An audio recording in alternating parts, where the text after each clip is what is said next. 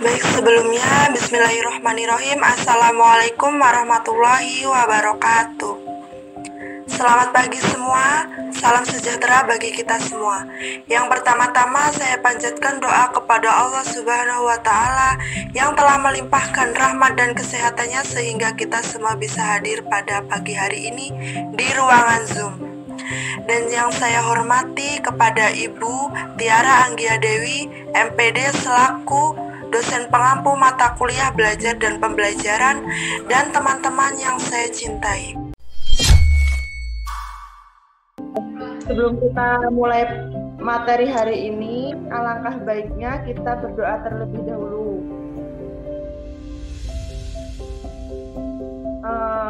Berdoa, mulai.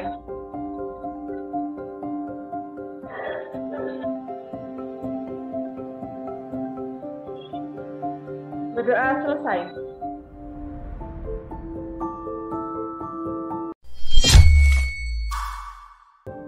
Oke, selanjutnya sebelum kita mulai pelajaran hari ini, saya absen terlebih dahulu ya guys.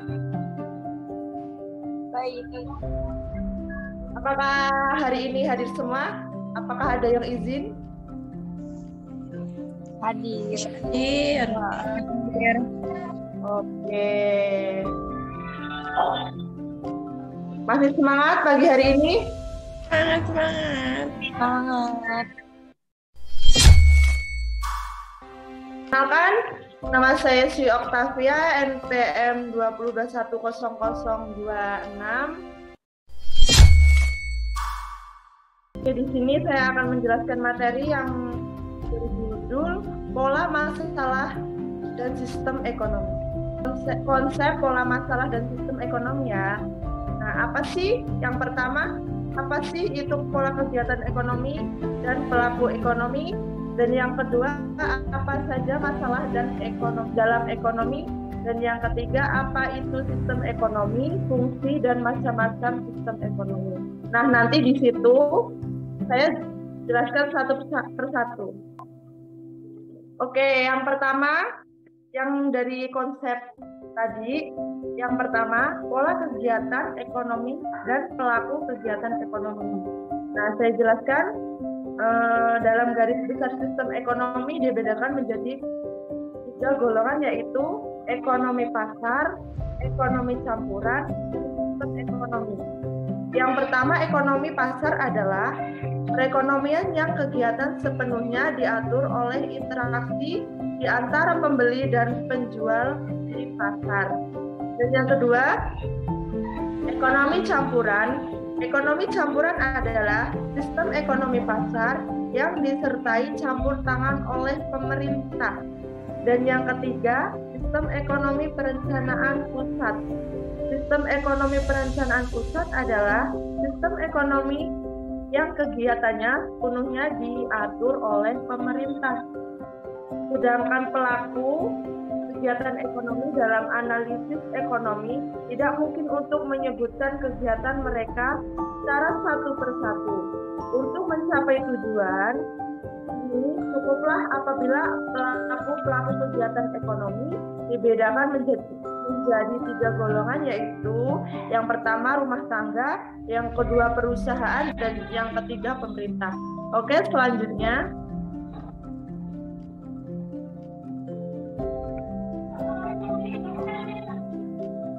masalah ekonomi atau macam-macam masalah ekonomi. Oke, pengertiannya bisa dilihat di situ ya, teman-teman.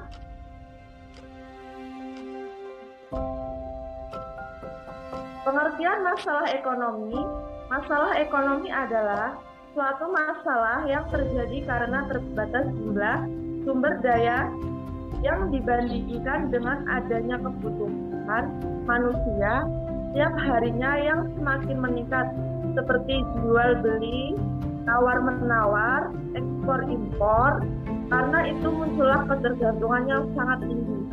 Dan ada macam-macam masalah ekonomi. Yang A atau yang pertama, masalah ekonomi modern.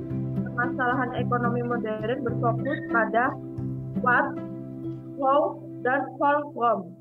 Dan yang kedua, masalah ekonomi klasik. Nah, sebelum masalah ekonomi modern muncul, sekitar tahun 1870-an, banyak para ahli yang mencatat teori ekonomi klasik yang diperoleh oleh Adam Smith, karena kondisi saat itu masalah ekonomi mencakup masalah ekonomi klasik mencakup proses produksi, distribusi, dan konsumsi. Oke, yang C, masalah ekonomi di Indonesia. Permasalahan ekonomi di Indonesia yang harus diperhatikan oleh pemerintah dan pentingnya memperbaiki kuantitas dan kualitas pertumbuhan ekonomi. Nah, baik, di situ dijelaskan pengertian masalah ekonomi dan macam masalah ekonomi. Nah, bisa dilihat. Nah, oke, slide selanjutnya.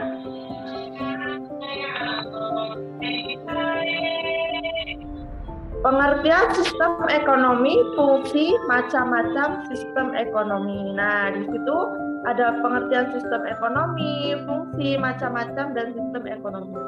Nah, di situ bisa dilihat. Yang pertama, saya jelaskan pengertian sistem ekonomi. Pada dasarnya, sistem ekonomi adalah suatu cara untuk mengatur dan mengorganisir semua kegiatan ekonomi dalam anggota masyarakat, baik oleh pemerintah maupun pihak swasta, berdasarkan prinsip tertentu demi mencapai kemakmuran atau kesejahteraan. Dan yang kedua itu kan ada fungsi. Nah, di situ fungsi sistem ekonomi disebutkan ada kurang lebih 5. Fungsinya yang secara umum adalah yang pertama, sebagai penyedia dorongan untuk berproduksi. Dan yang kedua, mengkoordinasi kegiatan individu dalam suatu perekonomian. Dan yang ketiga, sebagai pengatur dalam pembagian hasil produksi di seluruh anggota. Dan yang keempat, masyarakat agar dapat terlaksana seperti yang diharapkan. Dan yang kelima atau yang terakhir itu menciptakan mekanisme tertentu agar distribusi barang dan jasa berjalan dengan baik. Oke, yang terakhir yang tadi yang disebutkan macam-macam sistem ekonomi. Di sini sistem ekonomi kurang lebihnya disebutkan ada 4, yaitu yang pertama sistem ekonomi tradisional, dan yang kedua sistem ekonomi terpusat, dan yang sistem ekonomi pasar, dan yang keempat sistem ekonomi demokrasi. Nah, di situ bisa kalian lihat atau kalian pahami pengertian fungsi dan macam-macam ekonomi. Dari materi yang tadi saya jelaskan, di sini ada kesimpulan, yaitu dalam garis besar sistem ekonomi dibedakan menjadi 3 golongan, yaitu ekonomi pasar adalah perekonomian yang kegiatannya sepenuhnya diatur campur adalah sistem ekonomi pasar yang disertai campur tangan pemerintah. Yang kegiatannya sepenuhnya diatur oleh pemerintah, masalah ekonomi adalah suatu masalah yang terjadi karena terbatasnya jumlah sumber daya dibandingkan dengan adanya kebutuhan setiap harinya yang semakin meningkat, seperti jual beli, tawar-menawar, ekspor impor. Karena itu muncullah ketergantungan yang sangat tinggi. Pada dasarnya, sistem ekonomi adalah suatu cara untuk mengatur dan mengorganisir semua kegiatan ekonomi dalam anggota masyarakat, baik oleh pemerintah maupun pihak swasta. Prinsip tertentu demi mencapai kemakmuran dan kesejahteraan. Kalian apakah masih ingat sistem ekonomi dibedakan menjadi berapa? Ada yang tahu? Masih, Kak. Oke, sebutkan. Ada 3. Oke. Boleh disebutkan? Sistem ekonomi pasar, Sistem ekonomi Oke. campuran dan Ekonomi campuran, sistem ekonomi perencanaan pusat. Jadi sistem ekonomi itu dibedakan menjadi 3 ya. Sistem ekonomi pasar, sistem ekonomi campuran, dan sistem ekonomi perencanaan pusat. Oke, di situ tadi saya sudah jelaskan. Apakah bisa dipahami? Bisa Kak. Oke, sekarang saya buka pertanyaan ataukah dari yang materi saya jelaskan tadi atau kurang paham atau belum mengerti bisa dipertanyakan. Baik. Kak. Boleh? Sebutkan nama sama NPM ya. Oke. Nama Widya Humaida, NPM 2021002. Izin bertanya ya Kak. Apa sih yang masalah ekonomi dan apa sih penyebabnya? Makasih Kak. Oke. Baik, ini langsung dijawab apa gimana? Apa nanti ditampung dulu pertanyaannya? Boleh Kak? Langsung. Dijawab ya. Nah, dari materi yang tadi saya jelaskan, ada salah satu siswa yang bertanya, apa sih yang dimaksud masalah ekonomi dan apa penyebabnya? Nah, baik saya jawab, masalah ekonomi adalah masalah yang terjadi dalam kehidupan sehari-hari, baik masalah jual beli, tawar menawar, atau ekspor impor. Inti dari masalah ekonomi adalah adanya ketidakseimbangan antara kebutuhan manusia yang tidak terbatas dengan alat pemuas kebutuhan yang terbatas. Oke, baik, gimana dengan saudari Widya Humaida? Apakah bisa dipahami? Oh, berarti masalah ekonomi itu ketidakseimbangan ya Kak antara kebutuhan manusia. Ya, Bukan dengan alatnya ya, benar sekali. Oke Kak, baik, terima kasih. Sama. Oke, pertanyaan kedua. saya Kak izin bertanya. Sebutkan nama sama NPM. Nama Justina Arini, NPM 202100034. Apa saja fungsi sistem ekonomi dalam perekonomian? Terima kasih. Oke. Nah, baik. Di sini tadi saya menjelaskan materi fungsi sistem ekonomi. Nah, di sini ada salah satu murid yang bertanya, apa saja fungsi sistem ekonomi dalam perekonomian? Nah, baik, di sini saya akan menjawab. Fungsi dari sistem ekonomi tersebut yaitu untuk penyediaan dorongan dalam berproduksi untuk mengkoordinasikan kegiatan individu dalam perekonomian, untuk menciptakan mekanisme tertentu supaya distribusi barang dan jasa berjalan dengan baik. Gimana dengan saudara Justina? Baik Kak, sudah jelas. Terima kasih.